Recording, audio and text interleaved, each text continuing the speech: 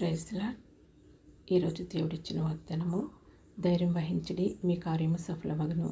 2వ దినవృత్తాంతములు 15వ అధ్యాయము 7వ వచనము. ప్రార్థన.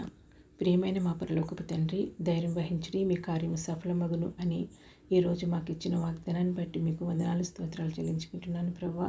మా స్త్రీలందరి జీవితాలలో ఈ వాగ్దానం నెరవేర్చమని ప్రార్థిస్తున్నాను దేవా. మా పట్టణంలో, మా రాష్ట్రంలో, మా దేశంలో జీవిస్తూ ఉన్న ప్రతి స్త్రీ కొరకు ప్రార్థిస్తున్నాను తండ్రి.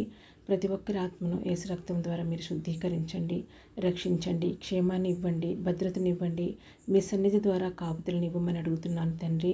ఇంట్లో బయట మా పట్ల, మాకు సంబంధించిన వారి పట్ల మేము అనేకమైన పనులను, కార్యాలను కలిగి ఉంటుండగా వాటిని సఫలపరిచే దేవుడు మీరైనందుకు, మీ వాక్ ద్వారా, మీ వాగ్దానం ద్వారా మాకు ధైర్యాన్ని ఇచ్చినందుకు మీకు వందనాలు, స్తోత్రాలు తండ్రి. మీరిచ్చిన వాగ్దానం అందు విశ్వాసం ఉంచి దానిని స్వతంత్రించుకునే కృపను మా స్త్రీలందరికీ అనుగ్రహించమని యేసు నామములో అడుగుచున్నాను తండ్రి.